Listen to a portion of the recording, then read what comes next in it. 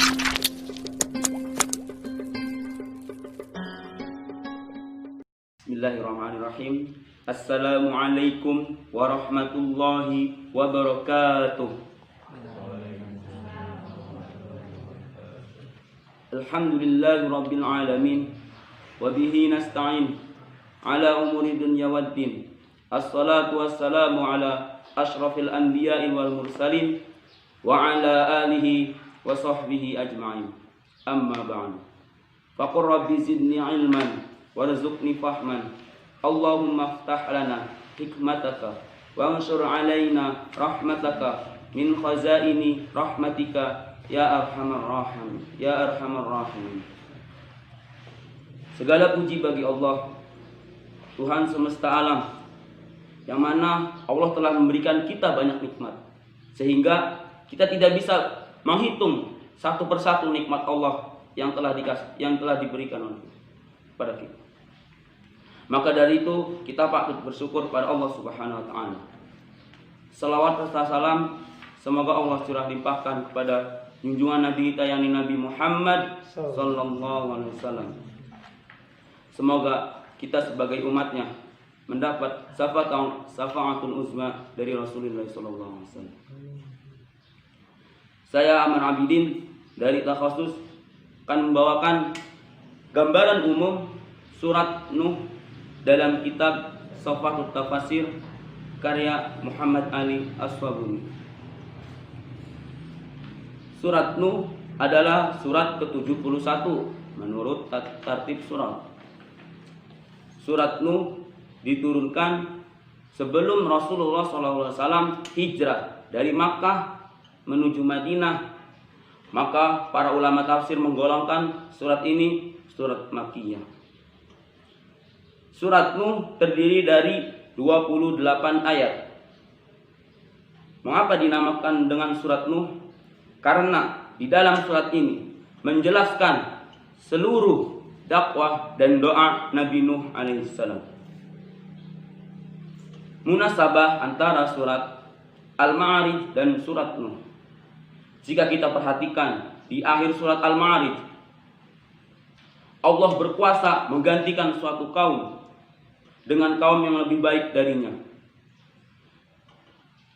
Sedangkan di surat Nuh, Allah buktikan dengan penenggelaman kaum Nabi Nuh alaihissalam yang durhaka terhadap Nabi Nuh.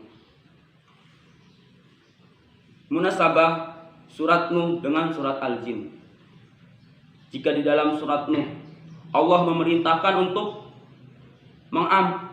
untuk meminta ampun kepadanya, maka Allah akan memberikan harta dan anak-anak mereka. Jika di dalam surat Al-Jin bahwa Allah menjelaskan barang siapa saja yang hidup di atas jalan yang benar, maka Allah limpahkan rezeki yang besar darinya. Bersamaan kedua surat ini Allah menjelaskan dan menggambarkan dakwah Nabi dan sikap-sikap lawannya. Yang kedua, menggambarkan ancaman yang ditimpakan kepada kaum yang durhaka. Surat Nuh, surat Makkiyah. Sebagaimana surat Makkiyah yang lain, yaitu menitik beratkan pokok akidah dan pokok-pokok keimanan. Surat Nuh juga disebut dengan Syekhul Anbiya. Syekhul Anbiya siapa? Yaitu Nabi Nuh alaihissalam. Dengan Syekhul Anbiya Nabi Nuh alaihissalam. Kenapa disebut dengan Syekhul Anbiya? Karena Nabi yang paling panjang hidupnya, umurnya, yaitu Nabi Nuh alaihissalam selama 950 tahun. Di dalam surat ini juga dijelaskan sunnatullah, bahwa umat-umat terdahulu yang membangkang atau yang menentang Rasul dan Nabi Allah, maka akan diakhirkan dengan bencana ataupun kenestapaan. Jika kita perhatikan di dalam surat Nuh, maka kita akan mendapatkan 5 pembahasan. Pembahasan yang pertama, surat ini dimulai dengan pengangkatan Nabi Nuh alaihissalam sebagai Rasul Allah. Inna arsalna Nuhan ila qaumihi an anzir qaumaka min qabli an ya'tiyahum azabun alim. Di dalam ayat 1 Allah mengangkat Nabi Nuh alaihissalam dan sebagai Rasul yang pertama. Pembahasan yang kedua, Allah menyebutkan perjuangan Nabi Nuh alaihissalam dengan kesabarannya dan pengorbanannya dalam menyampaikan dakwahnya. Maka umatnya malah bertambah jauh atau lari dari Nabi Nuh alaihissalam, bahkan sampai menyakitinya. Na'udzubillah tsumma na'udzubillah. Dijelaskan dalam ayat, Qala rabbi inni da'awtu qaumi laylan wa nahara falam yazidhum du'ai illa firara. Bahwa Nabi Nuh alaihissalam berdakwah siang dan malam, secara terang-terangan maupun secara tersembunyi. Tidak kenal lelah, dari siang sampai malam, malam siang. Masya Allah, perjuangan Nabi Nuh alaihissalam dengan berdakwah sangat tinggi. Dan secara pertama Nabi Nuh alaihissalam berdakwah dengan secara tersembunyi, secara per orang, individu. Setelah itu Nabi Nuh alaihissalam berdakwah dengan terang-terangan. Dengan terang-terangan tidak bisa, maka Nabi Nuh alaihissalam menggabungkan antara tersembunyi dengan terang-terangan. Kemudian pembahasan yang ketiga,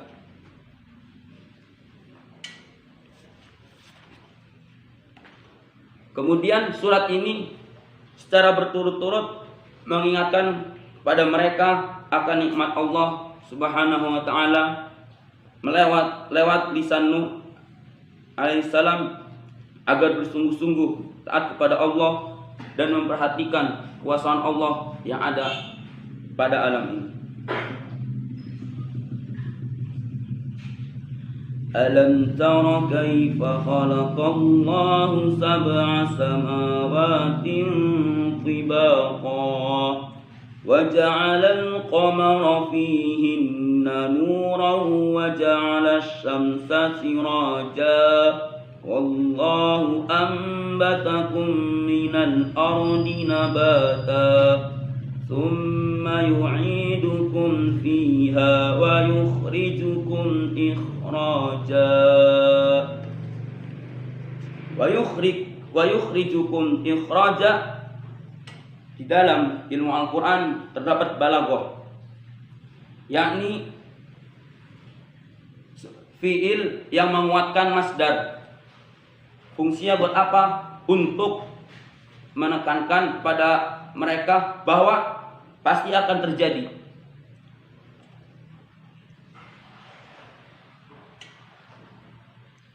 Di dalam pembahasan ini Nabi Nuh alaihissalam mengajak kepada kaumnya untuk mentafakuri alam, untuk mentadaburi alam. Bagaimana Allah menciptakan langit, 7 langit, 7 tingkatan. Bagaimana di langit yang satu dengan langit yang lainnya? Bukankah Allah mengokohkan, bukankah Allah menguatkan langit tersebut? Bagaimana langit yang luas ini tidak memiliki tiang? Pasti akan roboh. Itulah kuasaan Allah Subhanahu wa taala. Dan dalam penjelasan ini Allah mengumpamakan manusia seperti tumbuhan yang tumbuh mulai dari biji. Setelah biji mulai tumbuh daun. Setelah mulai tumbuh daun, tumbuhlah batang. Batang, daun, setelah itu buah. Nah, manusia juga harus seperti tanaman atau pohon tersebut. Pembahasan yang keempat adalah peringatan dan nasihat kepada kaum Nuh alaihissalam, bahwa kaum Nuh alaihissalam semakin kafir, sesat dan menentang. Mereka meremehkan ajakan dan dakwah Nabi Nuh alaihissalam. Qala Nuhur Rabbi innahum asawni wattaba'u man lam yazidhu maluhu wa waladuhu illa khasara wa makaru makran kubbara wa qalu la tadharunna alihatakum wa la tadharunna waddan wa la suwa'a. Al-ayat. Bahwa akhirnya Allah akan membinasakan kaum Nabi Nuh alaihissalam dengan banjir bandang, dengan menurunkan hujan yang sangat lebat. Akhirnya timbullah banjir bandang.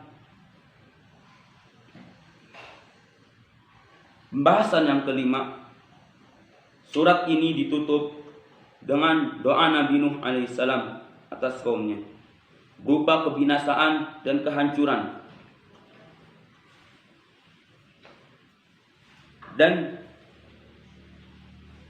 setelah itu Nabi Nuh alaihissalam tinggal bersama mereka selama 950 tahun. Namun mereka tidak mau mengambil pelajaran dan berpaling dari dakwah Nabi Nuh alaihissalam. Wa qala Nuhur Rabbi la tadhar 'alal ardi minal kafirina dayyara. Dayyara di dalam kitab Safatul Tafasir, seseorang yang berputar atau bergerak di atas muka bumi ini. Innaka in tadharhum yudhillu ibadaka wa la yalidu illa fajiran kaffara. Rabbi ighfirli wa liwalidayya wa liman dakhala baytiya mu'minan wa lil mu'minina wal mu'minat wa la tazidiz zalimina illa tabara. Karena dosa dan kejahatan yang terus-menerus kaum Nabi Nuh alaihissalam melakukannya, dan kedurhakaan kepada Nabi Nuh alaihissalam, maka Allah menenggelamkan mereka dengan banjir bandang. Na'udzubillahi tsumma na'udzubillahi min dzalik. Ilmu balaghah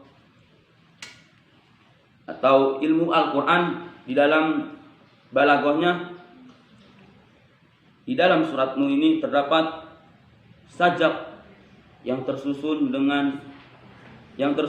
untuk memperindah akhir-akhir ayatnya, seperti midrara, anhara, waqara, atwara. Sungguh sangat indah surat Nuh ini. Di akhir-akhir ayatnya terdapat keindahan, yaitu sajak yang tersusun.